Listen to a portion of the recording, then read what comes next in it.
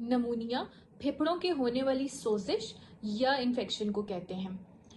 इसमें फेफड़ों में रेशा जमा हो जाता है और वो रेशा जमा होने से इंसान को सांस लेने में दिक्कत का सामना करना पड़ता है या तकलीफ का सामना करना पड़ता है।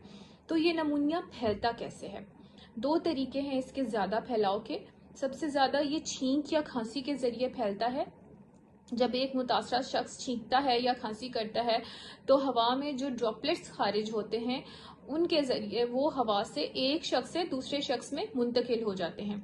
सेकेंडली, ऐसी अशिया या ऐसी जगह जिस पे बैक्टीरिया या नमूनिया या वायरस ऐसा पाया जा रहा हो जो नमूनिया कर सकता है, उससे राब्ते में आने में भी कोई भी शख्स नमूनिया का शिकार हो सकता है। इसका शिकार होने वाले लोग ज़्यादातर कम उम्र बच्चे होते हैं या नौज़ायदा बच्चे। इसके अलावा बुजुर्ग जिनकी उम्र 65 साल से ज़्यादा हो, यानी 2 साल से कम उम्र के बच्चे और 65 साल से ज़्यादा उम्र के बुजुर्ग जो हैं वो ज़्यादा नमूनिया का शिकार होते हैं। इसके अलावा हामला ख़वातीन या ऐसे पेशेंट्स जो कैंसर या एड्स का शिकार हैं, चूँकि उनकी इम्यूनिटी बहुत लो होती है और उनका इम्यून सिस्टम बहुत ज़्यादा कमज़ोर हो चुका होता है, इसलिए भी वो नमूनिया का ज़्यादा शिकार होते हैं। नमूनिया की कॉजेज़ में सबसे ज़्यादा जो आजकल की मोस्ट इम्पॉर्टेंट कॉज है वो ये है कि कोविड का अब एक नया स्ट्रेन आया हुआ है जो नमूनिया फैला रहा है, और ये एक लेटेस्ट स्ट्रेन है और इस पे अब माहिरीन ने तहकीक शुरू कर दी है।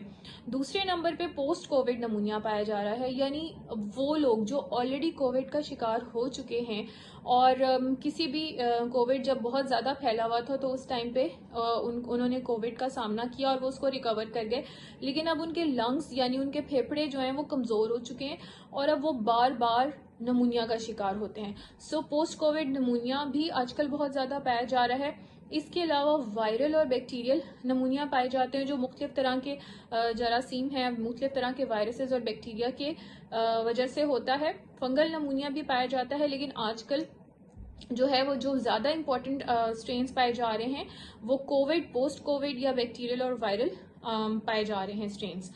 अब नमूनिया के लिए जो इसकी अलामात हैं, उसकी इब्तदाई अलामात में सर्दी, खांसी, बुखार, जिस्म में कमज़ोरी, कै या मतली की शिकायत समटाइम्स, और इसके अलावा जो पेशेंट है उसको सांस लेने में तकलीफ़ होना, बहुत शदीद बुखार, ये इसकी अलामात में शामिल हैं।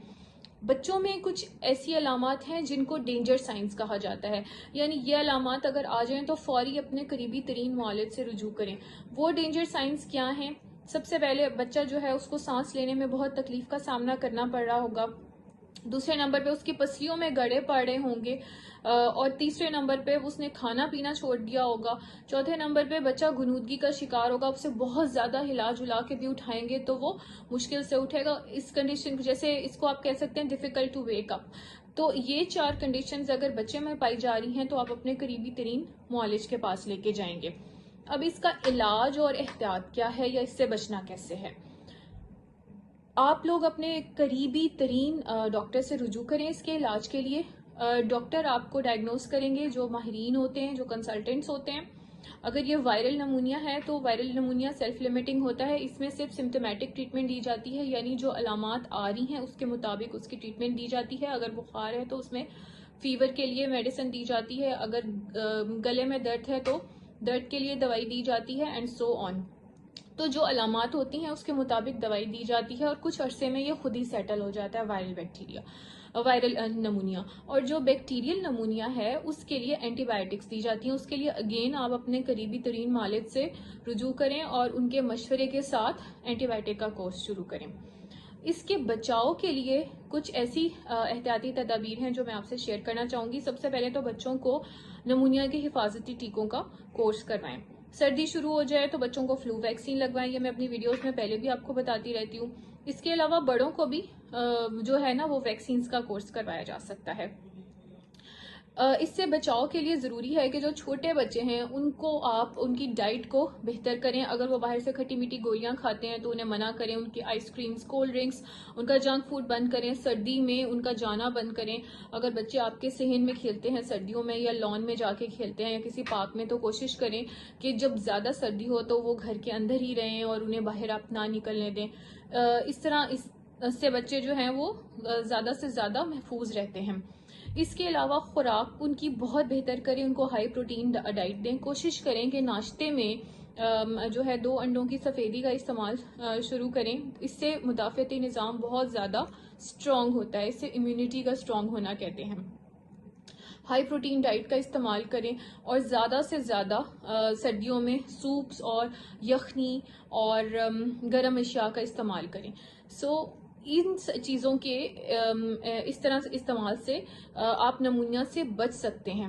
یاد رکھیں احتیاط اور بچاؤ علاج سے بہت بہتر ہے، اور اگر آپ علاج کی طرف آئیں تو کوشش کریں کہ سیلف میڈیکیشن نہ کریں. اپنے قریبی ترین معالج سے رجوع کر کے ڈاکٹر کے مشورے کے ساتھ پراپر میڈیکیشن شروع کریں. Thank you very much.